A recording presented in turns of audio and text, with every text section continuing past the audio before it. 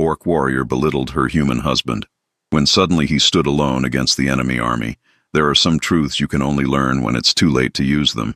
Kraga Bloodfang learned hers watching her husband walk alone toward 200 soldiers who wanted him dead. But we're getting ahead of ourselves. Let's start 15 years earlier, when she still thought she knew what strength looked like. Kraga was the kind of orc warrior that other warriors told stories about. Not the exaggerated tales you hear in taverns after too much ale, but the quiet, matter-of-fact recounting of someone who had watched her cleave through a shield wall like it was made of wet parchment. She stood nearly 7 feet tall, with shoulders that could carry a full-grown deer without breaking stride. Her tusks were decorated with silver rings, one for each battle where she'd been the last orc standing. There were 11 rings. She was 28 years old. The Bloodfang clan had produced legendary warriors for 3 generations, and Kraga wore that legacy like a second skin. She moved through their mountain village with the casual confidence of someone who had never questioned their place in the world. When she spoke in clan meetings, warriors twice her age listened. When she trained the young ones, they pushed themselves until their muscles screamed, desperate for even a grunt of approval. She had everything an orc could want: respect, status, a collection of scars that told a story worth hearing, and a husband she was deeply, privately ashamed of. Edmund Hartwell didn't look like much by any standard, but by orc standards he looked like a mistake. He was human, barely 5'9", maybe 160 pounds if you counted his clothes and the perpetual layer of forge dust that clung to him. Where Kraga's arms were carved from years of swinging war axes, Edmund's were lean and corded from years of careful metalwork. Where she moved like controlled avalanche, he moved like someone trying not to take up too much space. He'd come to the clan 15 years ago as part of a trade delegation. 3 humans, 12 orcs, trying to negotiate mining rights in the disputed borderlands. The negotiations had gone well. The humans had left. Edmund had stayed, not because he was a great warrior or a skilled diplomat or even particularly charming. He'd stayed because Kraga had looked at him one evening by the fire and seen something in his quiet intensity that made her curious. And curiosity had turned to fascination. And fascination had turned into the kind of love that makes you do impractical things, like marrying outside your species. The elders had allowed it, barely. Elder Naka Deep Voice, an ancient female orc who spoke so softly you had to lean in to hear her, yet somehow every word landed like a hammer, had given her blessing in a whisper that carried more weight than any shout. Love that breaks boundaries, she'd said, her voice like wind through stone. Either forges something new or breaks against the old. We shall see which. 15 years later, Kraga was fairly certain she knew which. The problem wasn't that Edmund was human. The Bloodfang clan had learned to accept that, mostly. The problem was that he was weak. Not just by orc standards, by any standards of what a warrior should be. He couldn't lift the training axes. He moved too slowly in combat drills. His punches had all the impact of a strong breeze. During the annual proving, where every adult clan member demonstrated their combat prowess, Edmund's performance was charitable would be kind, embarrassing would be accurate.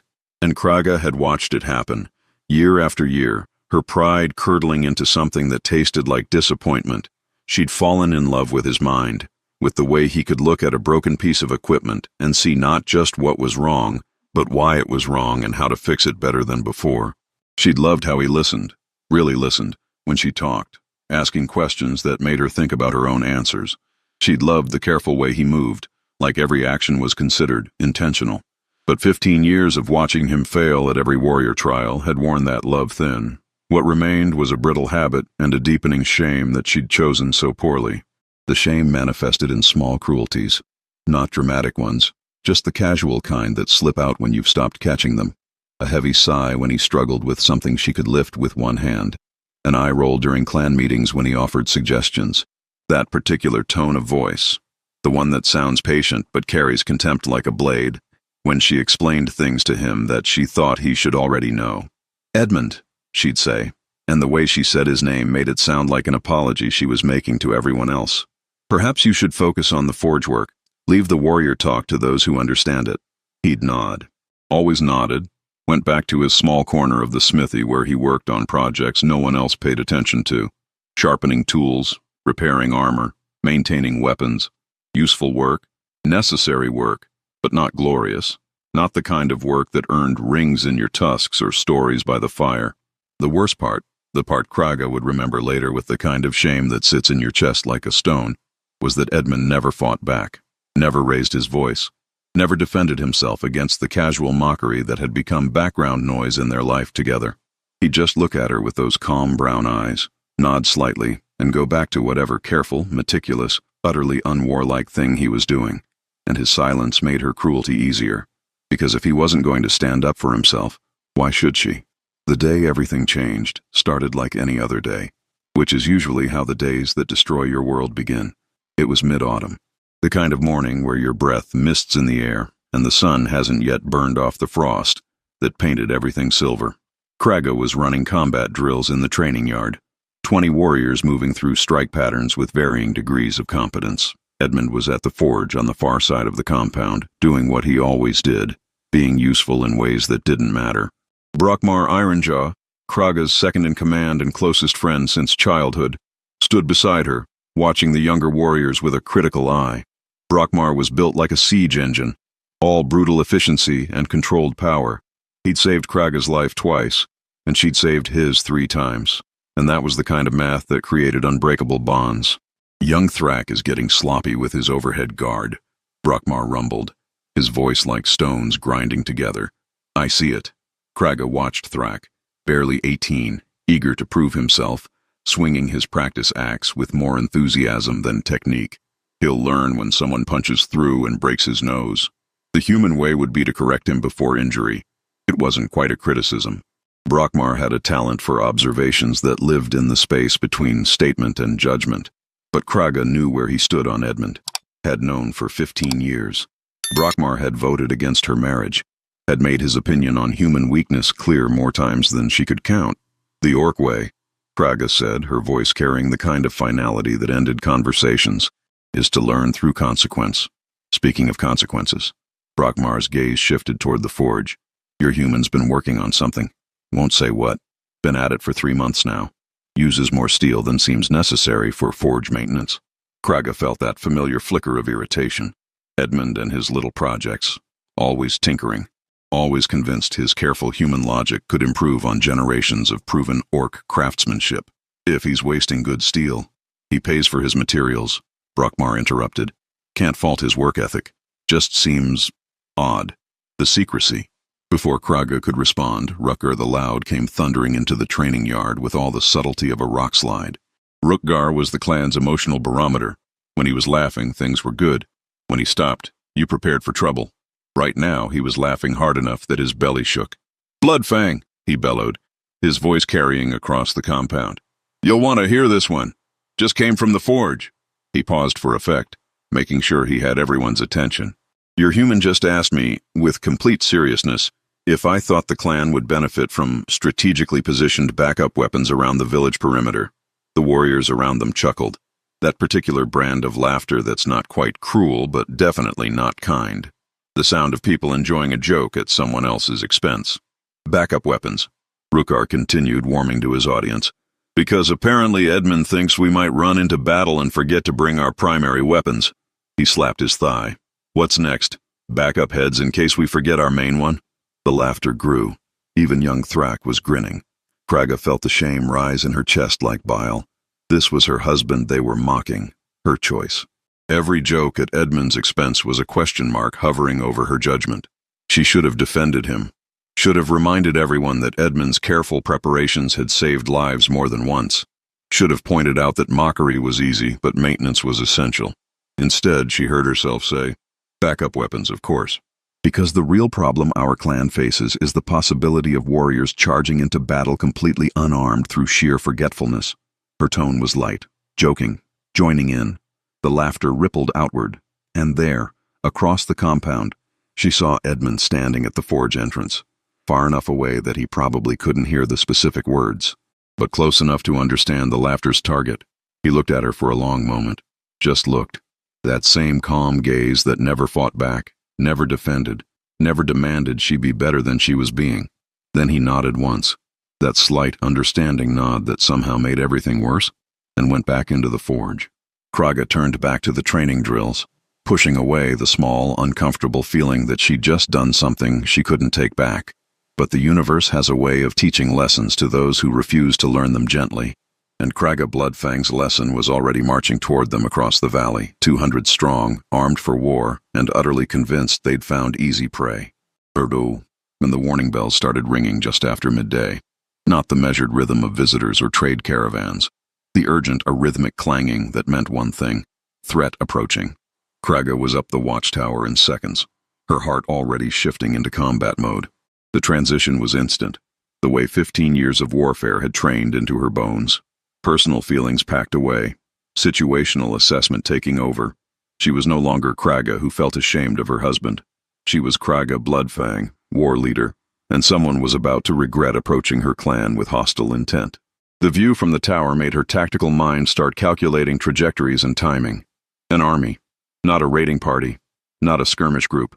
A full formation moving with the kind of discipline that suggested professional soldiers rather than opportunistic bandits. She counted quickly, roughly 200, mix of heavy infantry and cavalry, flying the black and gold banner of Lord Matthias Redthorn. Redthorn. That explained it. The human lord had been pushing at their territorial boundaries for 3 years now. Testing, probing, waiting for an opening. Apparently he thought he'd found one. Brockmar joined her on the platform, his experienced eye scanning the approaching force. 200, he confirmed. 40 mounted. Heavy armor on the front line, archers in the middle ranks. They're not here to negotiate. No. Brockmar's voice held that particular satisfaction of someone presented with a clear problem that has a simple solution. But 200 humans against 60 orc warriors, poor odds for them. It should have been, Yaru. The Bloodfang clan might have been smaller than the approaching force, but this was their terrain, their village, and pound for pound, an orc warrior was worth 3 human soldiers in close combat. Except, Kraga's tactical mind caught on a detail her pride wanted to ignore. They're marching uphill against a fortified position, she said slowly. In afternoon light, we can see their exact numbers and composition. This is basic mistake territory. Humans make mistakes. It's their primary skill, not soldiers under Redthorn. He's cautious, careful, doesn't take fights he can't win. She watched the approaching army with growing unease. This is deliberate. They want us to see them, want us to feel confident. You think it's a trap. I think it's something. Kraga's hand found the haft of her war axe, that familiar worn leather grip that fit her palm like extension of her arm. Doesn't matter. They're here. We respond. Sound general muster. Combat formation 3. I want archers on the wall, heavy infantry holding the gate, cavalry ready for countercharge if they break formation. The clan moved into combat readiness with practiced efficiency. This wasn't their first defense. Wouldn't be their last. Warriors checked armor straps, tested bowstrings, spoke the small prayers to ancestors that preceded every battle. The familiar ritual. The comfortable routine of preparing to hurt people who meant to hurt you first. Kraga moved through the preparations, checking positions, offering encouragement where needed, making small adjustments to formation. This was what she was built for, what she was good at, what made sense in a way the complicated disappointment of her marriage never had. She found Edmund near the forge, which shouldn't have surprised her. Where else would he be when warriors prepared for battle? But something about his presence there made her irritation spike. Edmund. Her voice had that patient but impatient tone again. You should get to the shelter with the non-combatants.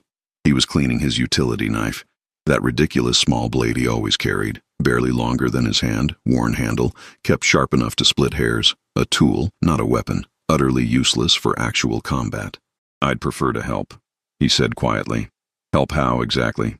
The words came out sharper than intended. We're preparing for battle, not maintaining equipment. I could... Edmund. She stopped him. Couldn't handle this conversation right now. Didn't have space in her combat-focused mind for gentle rejection and the guilt that came with it. Please, just go to the shelter. Let the warriors handle this. He looked at her with those calm eyes, nodded once, started to walk away, then stopped. Kraga. His voice was still quiet, but something in it made her actually look at him. Really look, instead of seeing the Edmund-shaped disappointment she'd gotten used to. Be careful. Something about this doesn't feel right. What doesn't feel right is that you're still standing here. Go. He went, and Kraga turned back to preparations, pushing away the small voice, wondering why his tactical assessment matched her own. The battle started exactly as expected, which should have been the first warning that nothing was going as expected. Redthorn's army made their approach with textbook precision. Shield wall in front, archers behind, cavalry on the flanks. They came to a halt just outside bow range, and a rider came forward under flag of parley. Kraga met him at the gate, flanked by Brockmar and Elder Naka. The rider was young, maybe mid-20s, with the kind of confident bearing that came from never having lost a fight that mattered. "Lord Matthias Redthorn offers terms," he announced, his voice carrying across the field. "Surrender your territorial claims in the southern valley. Pay tribute of 50 gold pieces per harvest. Submit to jurisdiction of his lordship's law. Counter-offer," Kraga said pleasantly. "Your army turns around, marches home, and Lord Redthorn learns that attempting to intimidate orcs with numbers tends to result in substantially fewer numbers." The rider's professional demeanor cracked slightly. "You're outnumbered 3-1. "Math is difficult," Kraga agreed. "Let me help. 3 human soldiers equal 1 orc warrior in close combat. 200 of you versus 60 of us is actually roughly equal odds. Except we're defending fortified position on terrain we know. So actually, we have substantial advantage. Would you like me to continue the lesson, or would you prefer to leave while everyone still has the correct number of limbs?" The rider's face went rigid. "You have 1 hour to reconsider." He turned and rode back. The army settled into waiting position. Professional, patient, not showing the nervousness that should have been there. That was wrong. All of it was wrong. But Kraga couldn't identify what. The hour passed with that particular slowness of time before violence. Warriors checked equipment again, tested bowstrings again, made jokes that weren't quite funny enough. The normal pre-battle rhythm. Then the enemy drums started. They came forward in perfect formation, disciplined, controlled. And that's when Kraga realized what was wrong. They weren't acting like soldiers facing superior warriors in fortified position. They were acting like soldiers who knew something she didn't. "Brockmar," she said quietly. "Something's—" The world exploded. Not metaphorically. Literally. 3 sections of their defensive wall went up in simultaneous detonation, hurling stone and splinters and screaming warriors in every direction. The sound was so massive it stopped being sound and became pressure, force, a physical thing that slammed into Kraga's chest and made her ears ring. Alchemical explosives. Planted somehow during the night. Triggered remotely. A level of tactical sophistication that should have been impossible. Before the dust even settled, Redthorn's cavalry was through the breaches, not charging wildly, executing precise hammer-strike maneuvers designed to separate defending forces, create chaos, prevent coordinated response. This wasn't a battle. It was an assassination. Carefully planned, perfectly executed, designed to kill as many as possible in the first 30 seconds. And it was working. Kraga found herself fighting through smoke and confusion, her combat instincts taking over while her tactical mind scrambled to understand what was happening. Brockmar appeared beside her, blood running down his face from a cut above his eye, already swinging his warhammer with controlled fury. "Regroup!" Kraga roared. "Formation 7! Collapse to secondary line!" But Formation 7 required walls that weren't rubble, required warriors who weren't scattered, required time they didn't have. The first cavalry wave hit them like a landslide. Kraga met it with her axe, that familiar weight doing familiar work. Block, pivot, strike. A mounted soldier went down, his horse screaming. She was already moving to the next target, her body operating on 15 years of muscle memory. Around her, the clan was fighting desperately.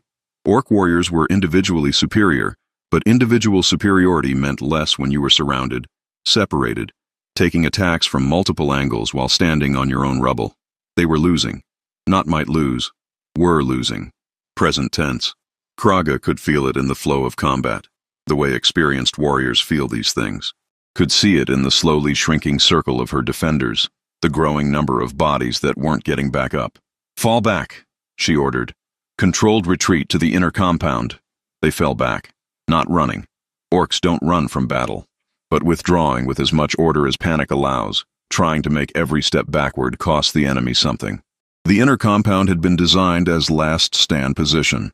Narrow entry points, high walls, defensive advantage for smaller force. It should have given them fighting chance. Should have. Kraga made it through the gate with maybe 40 warriors still combat capable. 20 more injured, but still moving. The rest? She couldn't think about the rest. Not yet. Had to focus on the living. On the warriors still depending on her to find a way out of this. Redthorn's army regrouped outside. No rush now. They had time. The orcs were trapped, outnumbered, and running out of options. Ideas? Kraga asked Brockmar, her voice raw from shouting over combat noise. Not good ones. His face was grim. We can hold this position maybe an hour, 2 if they're cautious. But we can't break out. Not with their numbers. Elder Naka? The ancient orc's whisper somehow carried over the sounds of dying. The young ones and non-combatants are in the deep shelter. They're safe for now. But if we fall, she didn't finish. Didn't need to. Everyone understood what happened to survivors when defenders fell. Kraga looked at her warriors, bloodied, exhausted. Still standing because that's what warriors did, but standing on hope that was running thin. We need a miracle, someone muttered. Miracles, Elder Naka whispered, come in unexpected forms. That's when they heard it. A single voice, calling out in accented but clear Orcish, speaking words that made no tactical sense. Redthorn, I would speak with your commander. Everyone turned toward the sound, because that voice was human. That voice was familiar. That voice belonged to the person they'd sent to shelter with the non-combatants. Edmund Hartwell stood at the gate of the inner compound, alone, holding his utility knife in one hand and what appeared to be a white cloth in the other. And before anyone could stop him, before Kraga could even process what she was seeing, he walked out toward the enemy army, by himself, the small, weak human who couldn't lift a war axe, the man she'd called useless that very morning, the husband she'd spent 15 years being ashamed of, walked alone toward 200 soldiers who wanted him dead. There are moments in life that happen too fast to understand and too slow to stop. Watching Edmund walk toward certain death was one of those moments. Kraga's mind seemed to split into 2 separate tracks, one screaming at her to move, to stop him, to do something, and another coldly observing every detail with the clinical precision of someone watching their entire world realign. He walked the way he did everything, carefully, deliberately, each step measured like he'd calculated the exact distance and decided on the optimal pace. Not hurrying, not hesitating, just walking, like this was something he'd planned for. What is he doing? Brockmar's voice carried genuine confusion. Brockmar was rarely confused. Kraga didn't answer. Couldn't. Her voice had temporarily stopped working, along with several other critical functions like breathing and rational thought. Edmund reached the midpoint between the compound and the enemy formation. Stopped. Raised his white cloth. Not a surrender flag, Kraga realized, but a parley request. His voice carried back, still speaking formal Orcish, with that careful human accent. I am Edmund Hartwell, husband to Kraga Bloodfang, member of this clan.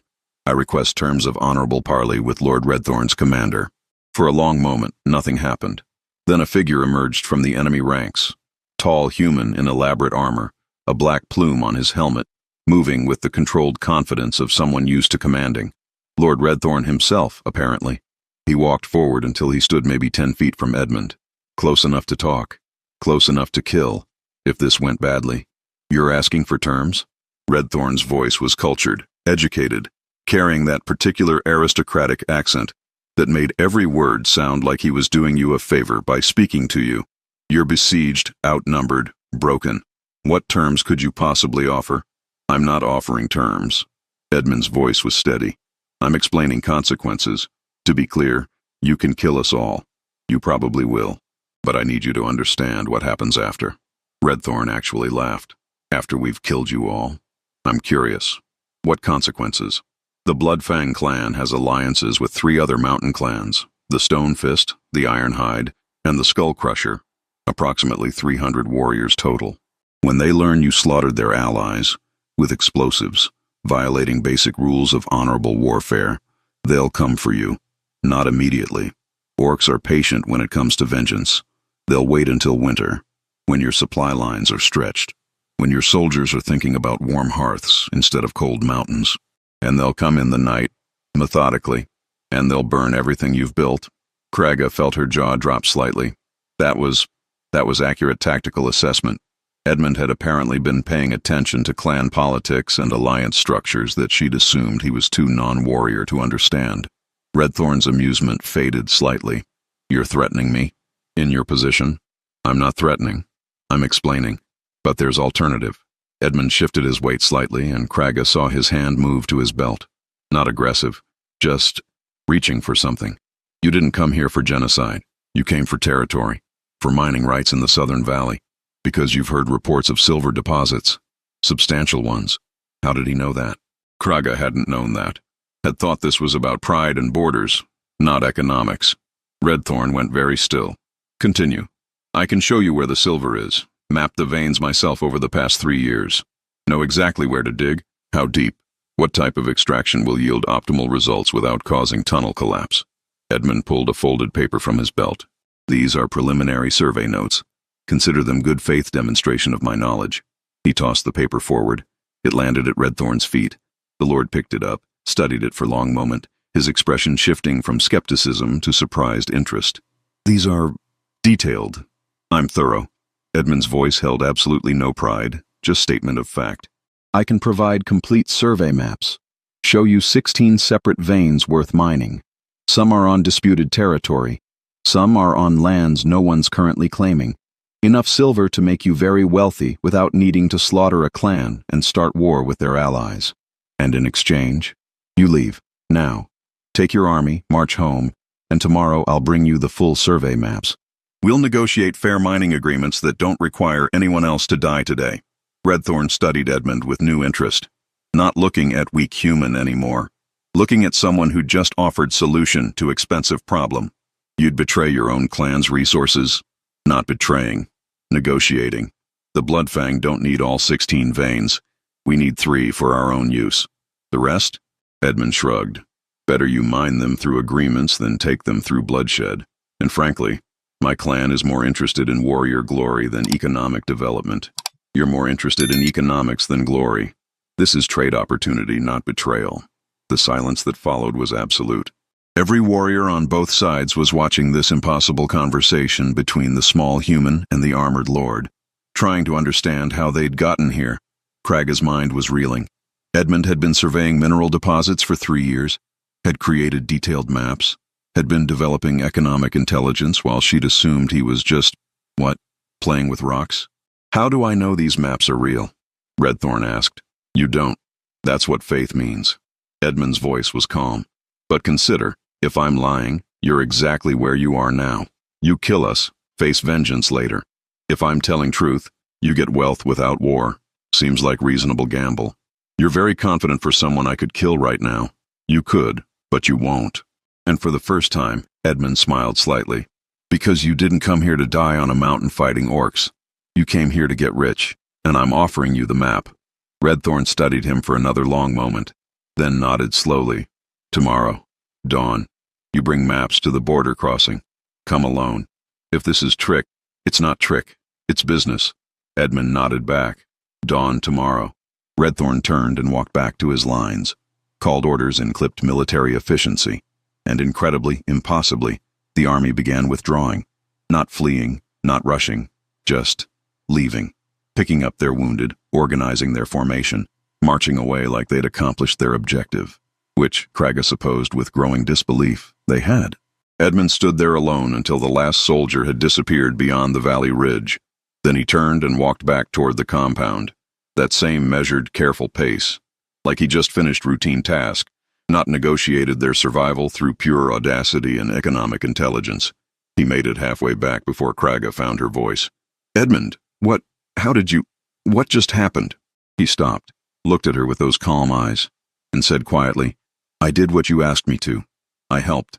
Then he walked past her, back into the compound, leaving her standing in the ruins of her tactical understanding and roughly 15 years of catastrophically wrong assumptions. And the compound had that peculiar atmosphere that follows averted catastrophe, equal parts relief, confusion, and the slow dawning realization that nothing would ever be quite the same again. Warriors who'd been preparing to die were now trying to understand why they weren't dead. Injured were being treated, walls were being assessed, and everyone, absolutely everyone, was talking about what Edmund had just done. Kraga found herself in the war room with her senior warriors, Elder Naka, and a growing headache that had nothing to do with the earlier explosions. Brokmar was pacing. Brokmar never paced. He had mineral surveys. Brokmar said for the 3rd time, like repetition would make it make sense. Detailed maps. For 3 years. 3 years. We knew he went on walks. Rukgar offered weakly. Thought he was just, I don't know, looking at flowers. He was analyzing geological formations and economic opportunities, Elder Naka whispered, and somehow her whisper carried more weight than anyone's shout. While we assumed he was useless, he was building leverage. The question, Kraga said, fighting to keep her voice steady, is why? Why do all that and never mention it? Why not tell me he was... She stopped. Actually thought about that question. Why hadn't Edmund mentioned his surveys? The answer arrived with uncomfortable clarity, because she never asked. Because she'd made it clear his contributions weren't valued.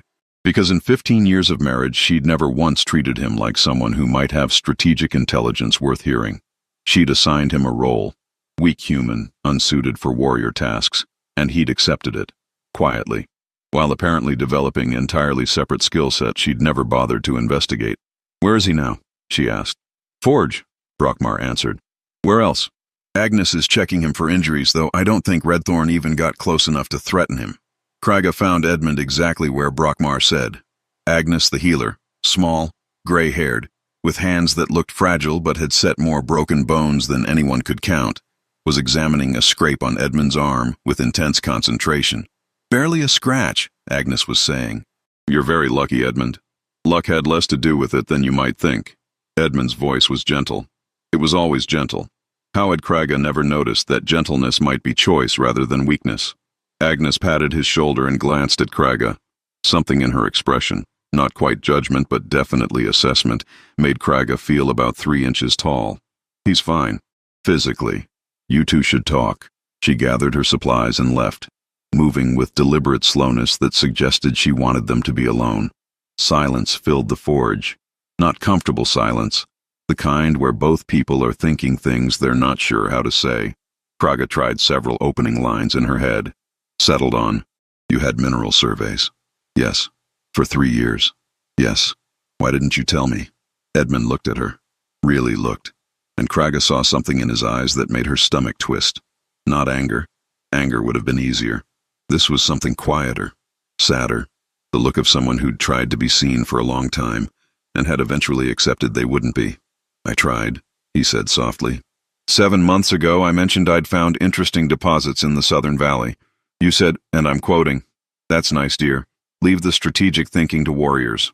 9 months before that, I brought clan meeting proposal for economic development agreements with human settlements. You didn't read it, said you were too busy with important matters. Year before that, I get it. Kraga's voice came out harsher than intended. I didn't listen, but you still could have what? Insisted, demanded you take me seriously. His voice never rose, still gentle, but there was steel underneath now.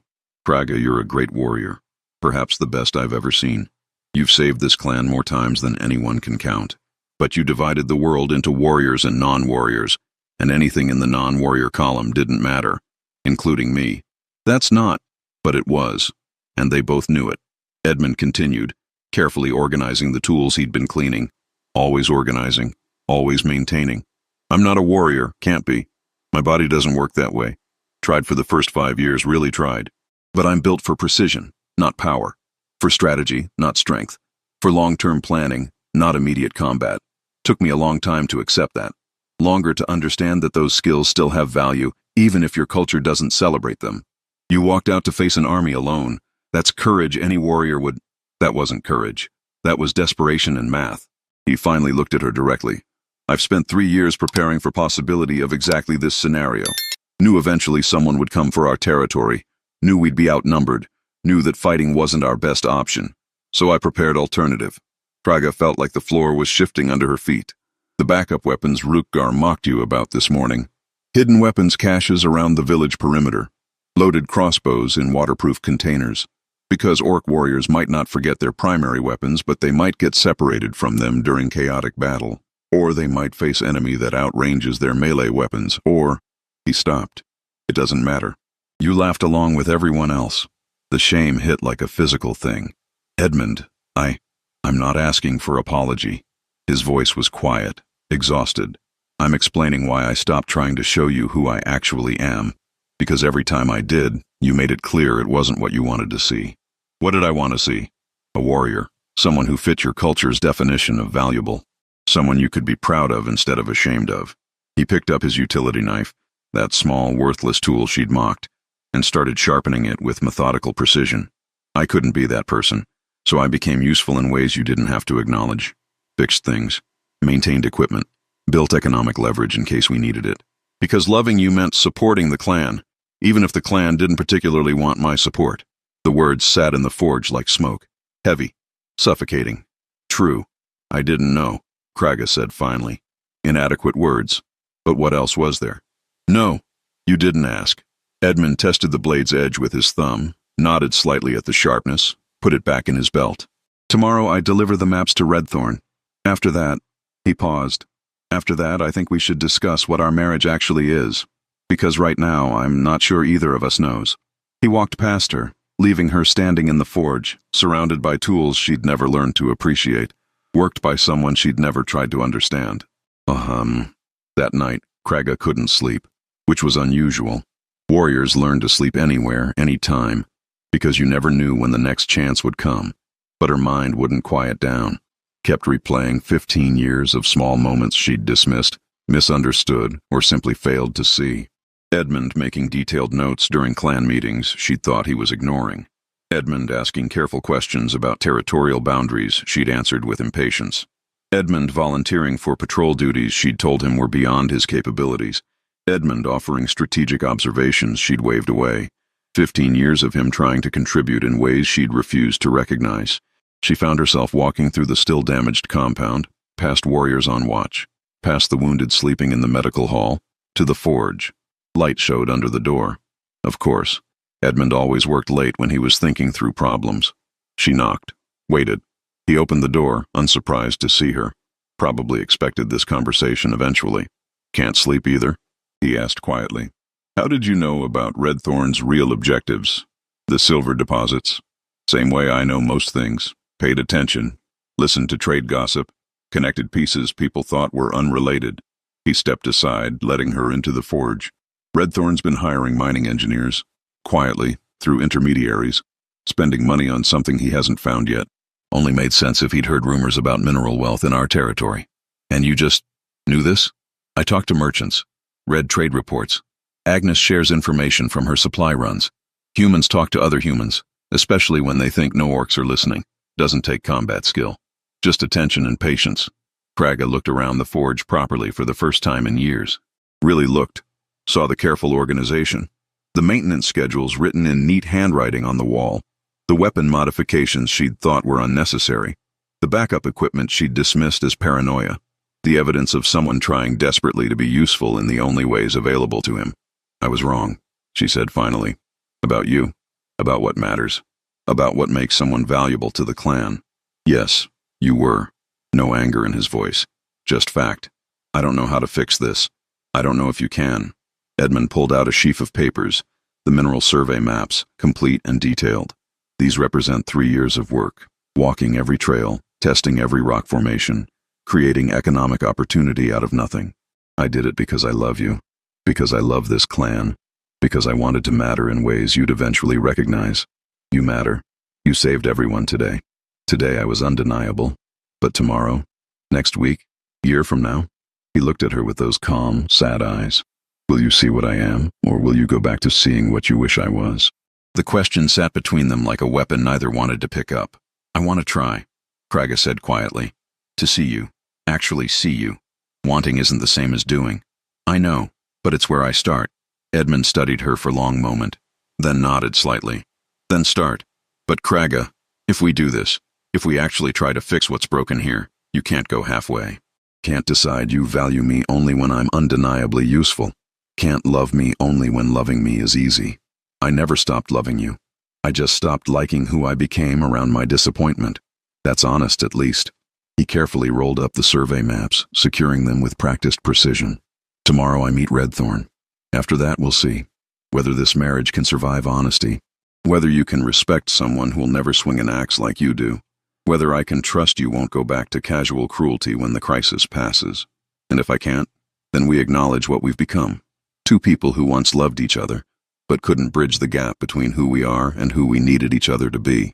His voice was gentle, sad, but clear. Love isn't always enough, Kraga. Sometimes you need respect, understanding, the willingness to see someone as they are instead of as you wish they were. I want to learn how. Then we'll see if you can. He left the forge carrying his maps, leaving her standing among his 15 years of quiet competence. And for the first time, Kraga understood that saving someone in battle was easier than saving a relationship you'd spent years slowly breaking. Dawn came cold and gray, the kind of morning that made everything look uncertain and temporary. Kraga stood at the compound entrance, watching Edmund prepare for his meeting with Redthorn. He moved with his usual methodical care, checking supplies, organizing maps, ensuring everything was exactly as it should be. Brokmar stood beside her, arms crossed, his expression complicated. Still not sure I understand what happened yesterday. He saved us using brain instead of muscle. Turns out there are multiple types of strength, and you're realizing this now. Better late than never. Better late than never, Brokmar agreed. But also, much worse than on time. He paused. He's good for you, always has been.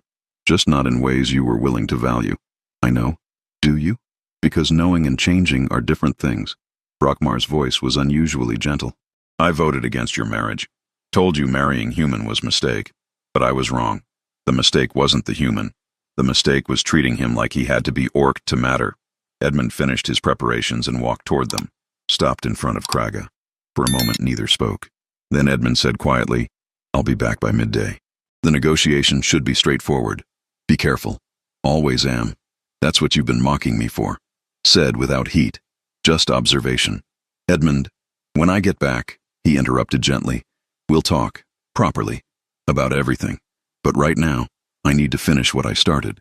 He adjusted the pack carrying his maps. One more thing. What? He pulled out his utility knife. That small, useless tool. Held it up so the morning light caught the edge.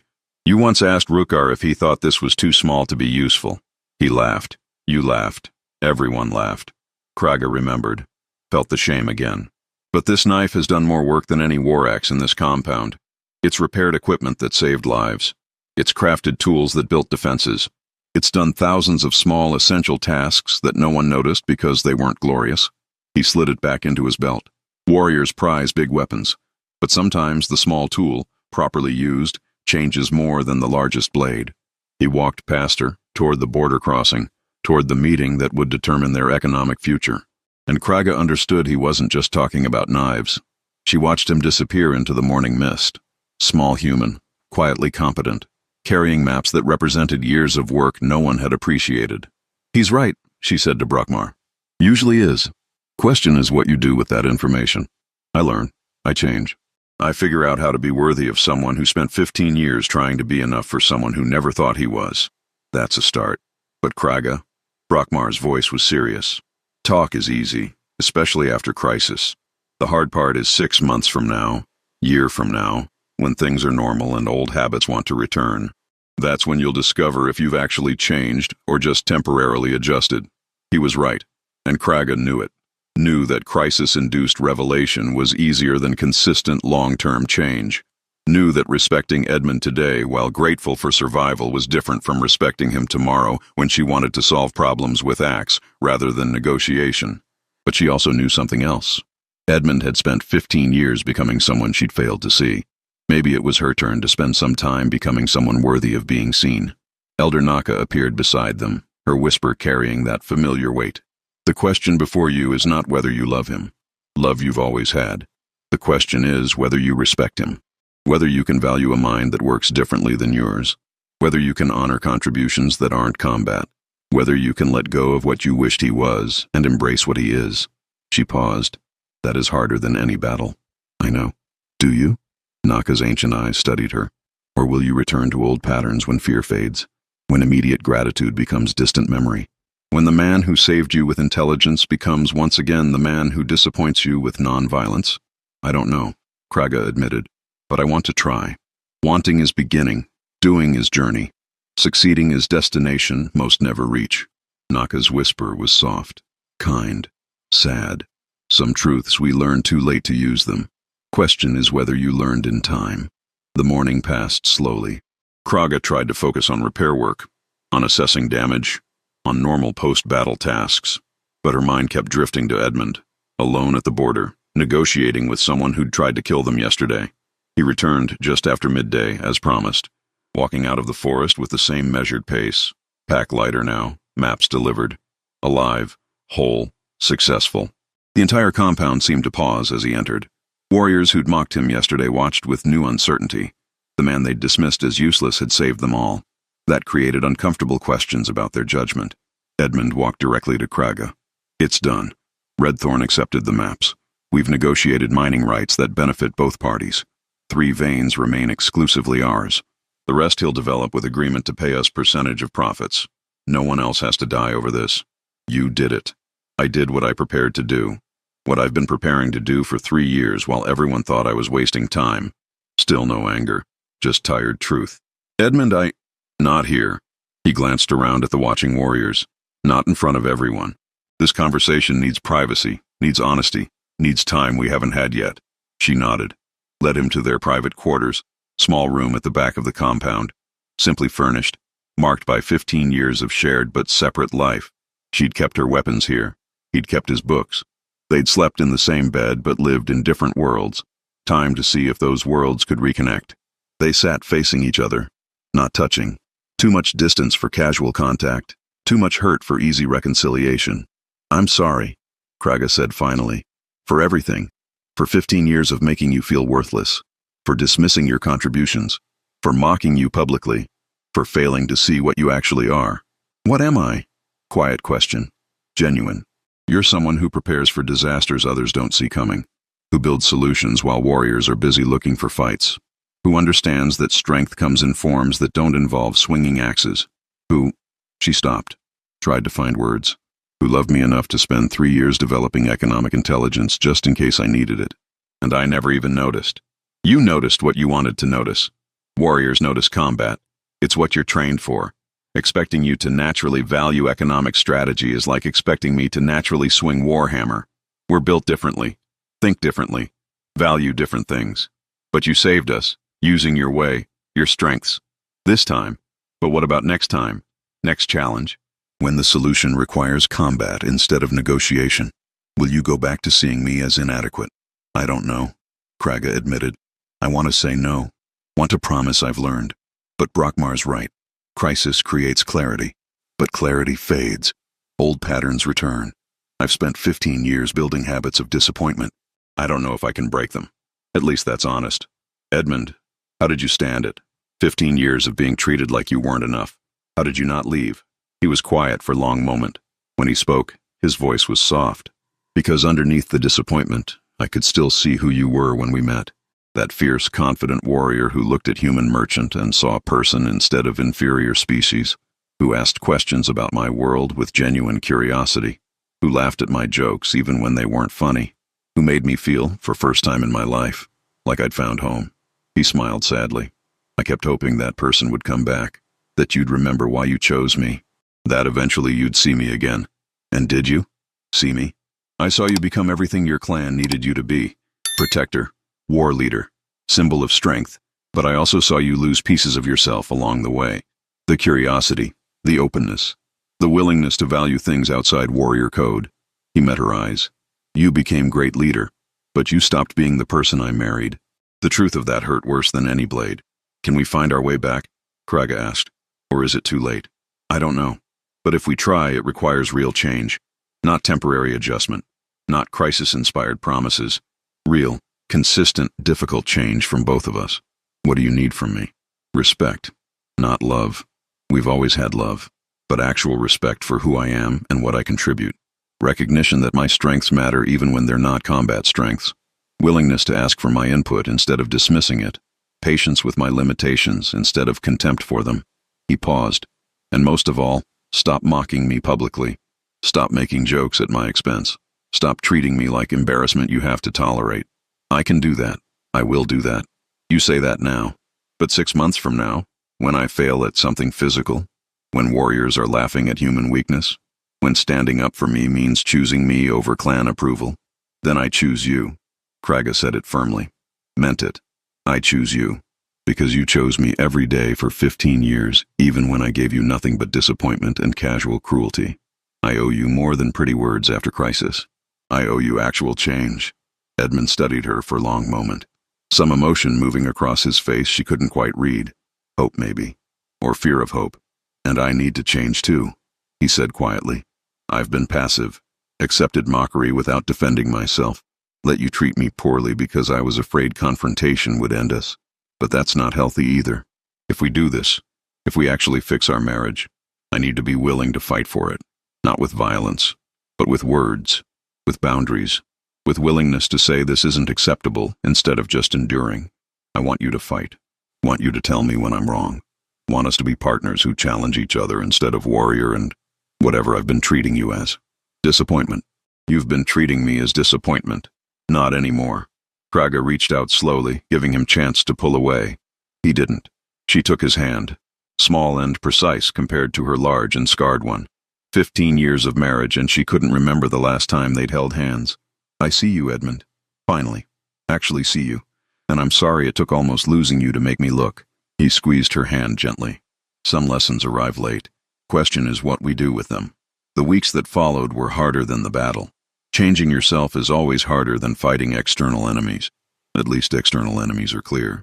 Internal ones hide in habits and assumptions and comfortable patterns. Kraga found herself catching old thoughts mid-formation. The eye roll she almost made when Edmund struggled with something physical. The dismissive comment she nearly spoke when he offered strategic advice. The casual mockery that wanted to slip out when warriors made jokes. Each time she stopped, bit back the words, chose different response. Edmund, what do you think about this tactical situation?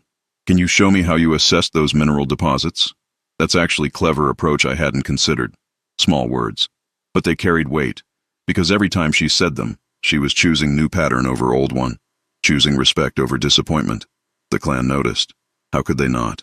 Warriors who'd joined her casual mockery now found themselves facing her protection of Edmund instead. It created confusion, some adjustment, some resentment. Rukar approached her one evening, looking uncomfortable. Bloodfang, about the jokes, about the human. I didn't mean... Yes, you did. So did I. We all did. Kraga kept her voice level. But he saved us. Used intelligence we dismissed. Prepared for contingencies we never considered. Maybe worth reconsidering what we find funny. He's still weak, though. Physically. Can't fight like warrior. No. He fights like Edmund. Uses different weapons. Different strategies. Different strengths. She met Rukar's eyes. The question is whether we're smart enough to value multiple types of strength or whether we're going to keep repeating mistake of only respecting one kind. Rukar was quiet for a moment, then nodded slowly. Fair. I'll think about that.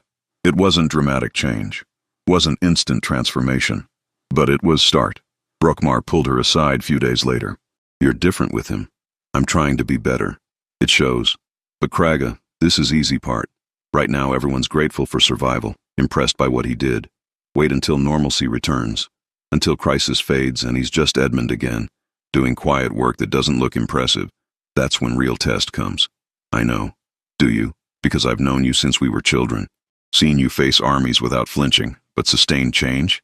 That requires different kind of courage. Kind that doesn't end.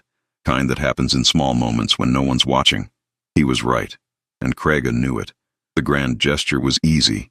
The daily choice to be better was hard. Edmund, for his part, was changing too. Speaking up more in meetings. Offering opinions without apology. Setting boundaries when warriors crossed lines. It wasn't dramatic. Wasn't aggressive. Just quiet assertion that he had value and deserved respect. One evening she found him in the forge, working on new project. Some kind of improved crossbow mechanism. She watched him work for a while. Those precise, careful movements that were so essentially Edmund. Can I help? She asked. He looked up surprised. You want to help with forge work?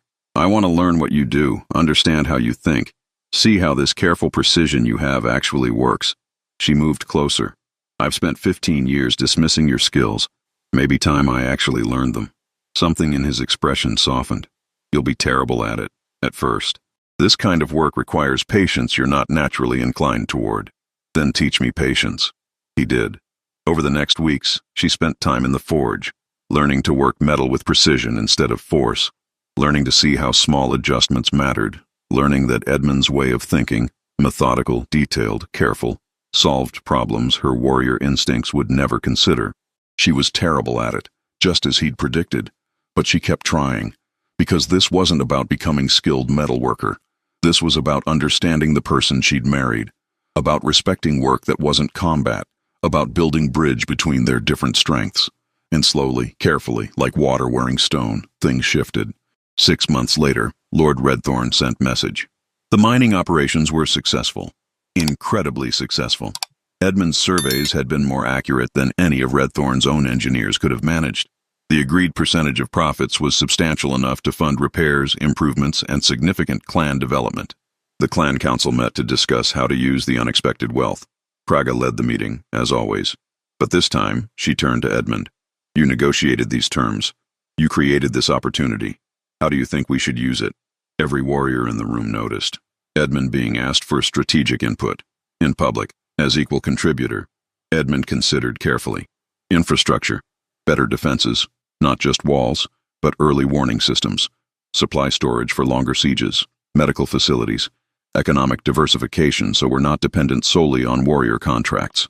He paused. And education. Teaching younger generation that there are multiple paths to value.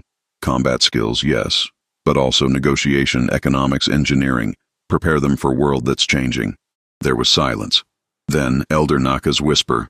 Wisdom speaks in unexpected voices. Those who listen learn. Those who dismiss remain ignorant. The council voted to implement Edmund's suggestions. Not unanimously. Change is never unanimous. But majority supported it. Because they'd seen the results of his approach. Because dismissing him now would require willful blindness. After the meeting, Brockmar pulled Kraga aside. You've actually done it, changed, not just crisis response, but sustained shift in how you treat him. Still working on it. Still catch myself falling into old patterns, but yes, I'm trying. It shows. He's different too. More confident, more willing to claim space. You're both better versions of yourselves. We're trying to be. Kraga smiled slightly. Turns out saving relationship is harder than saving lives in battle, but also more important. That's growth. Real growth. I'm proud of you. That evening, Kraga found Edmund on the compound wall, looking out over the valley. Their valley now. Secured not through bloodshed, but through negotiation. She joined him, standing close enough that their shoulders almost touched. Thank you, she said quietly. For what? For not giving up. On me. On us. For staying through 15 years of being treated poorly. For still being willing to try when I finally figured out what I'd been doing wrong. I didn't stay because I'm patient. I stayed because I love you. Even when loving you hurt. I know. And I'm sorry it hurt for so long. I know. He leaned slightly against her. That small gesture of trust and affection. We're better now. Not perfect. Still learning. Still adjusting. But better. Yes, better. She put her arm around him, carefully, because he was still small and she was still large and she'd learned to be gentle. I see you now. The real you. The strong, brilliant, careful person who's been there all along. I'm sorry I was blind for so long. Blindness isn't permanent. Unless you choose it. You chose to see instead. That matters. They stood together, watching the sun set over their territory. A warrior and a strategist. An orc and a human. Two people who'd almost lost each other, learning to be partners instead of disappointments. It wasn't perfect. Some days were harder than others. Some moments, Kraga felt old instincts rising. Some moments, Edmund withdrew into defensive silence. They were both still learning, still changing, still working. But that was okay, because marriage isn't destination, it's journey. And they were finally traveling it together, instead of in parallel lines that never quite met. 2 years later, the Bloodfang clan had changed. Not dramatically, not obviously, but substantially. The new warriors graduating from training could swing axes, but they could also read economic reports, could fight in combat, but could also negotiate terms, could display strength, but could also show patience. Edmund's utility knife became symbol, not official symbol. Orcs don't make human tools into official anything, but warriors started carrying similar small blades, not instead of war weapons, but in addition to them, recognizing that sometimes the small tool, properly used, solved problems the large weapon couldn't. Lord Redthorn visited once, to renegotiate terms as the mining operations expanded. He met with both Kraga and Edmund, treated them as equal partners, because that's what they'd become. After he left, Kraga found Edmund in the forge. Their forge now. She'd learned enough to be genuinely helpful with projects, though he was still far more skilled. I was thinking, she said carefully, about what Elder Naka said, about some truths arriving too late. And I learned mine in time. Barely, but I learned it, and I'm grateful for that. Edmund looked at her, that calm gaze that still held sadness sometimes, but also hope. What truth did you learn? That strength comes in forms I didn't recognize. That love requires respect to survive. That the person I almost lost was exactly the person I needed. I just couldn't see it through my disappointment. She moved closer. That my husband, my small, precise, brilliant human husband, is braver than any warrior I've known, because he faced rejection and mockery and disappointment every day for 15 years and still chose love, still chose me, still chose us. I almost didn't, Edmund said softly. That last night before the battle, I was planning to leave, after delivering the maps, after saving the clan one more time. I was going to go. The words hit like physical blow. What changed? You did. Not completely, not perfectly, but enough that I saw possibility. Saw maybe we could find our way back. Maybe 15 years weren't wasted. Maybe the person I married was still there, just buried under warrior pride and cultural pressure. He took her hand, and I was right. She came back, slowly, with effort, but she came back. I'm still working on being better. So am I. That's what makes it work. We're both trying, both changing, both choosing each other every day instead of coasting on old patterns. Kraga pulled him close, still carefully, still aware of size difference, but with confidence now, with the kind of touch that says, you matter, and I see you, and I'm sorry it took so long. Blood makes you orc, she said quietly, echoing old clan saying, but loyalty makes you family, and what makes you partners? Respect, understanding, willingness to see someone as they are instead of what you wish they were. She smiled. And patience. Lots of patience. Especially when your wife spent 15 years being complete idiot. You weren't complete idiot, just partial one. Fair distinction. They stood together in the forge, surrounded by tools and projects and evidence of complementary strengths finally working together. Not perfectly. Perfect was impossible. But well enough. Strongly enough. Carefully and deliberately enough. Outside, warriors trained. Children played. Elders told stories. The clan continued its daily rhythm, but underneath, things had shifted. Because one warrior had learned to value more than combat. One human had learned to claim his worth, and both had learned that some victories aren't won on battlefields. They're won in quiet moments when you choose respect over pride. When you choose understanding over judgment.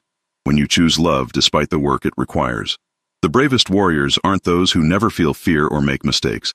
They're the ones who look at their failures honestly, learn from them, and choose growth despite the discomfort. Some truths arrive late, but arriving late is still better than never arriving at all. And the truth Kraga learned, that she'd been married to exactly who she needed, she just couldn't see it, was worth the painful journey to understanding. Edmund's utility knife still hung on his belt. Small, unimpressive, easily dismissed, but sharp enough to cut through prejudice, strong enough to hold together what brute force would break. Essential in ways that only became visible when you finally learned to look, just like its owner.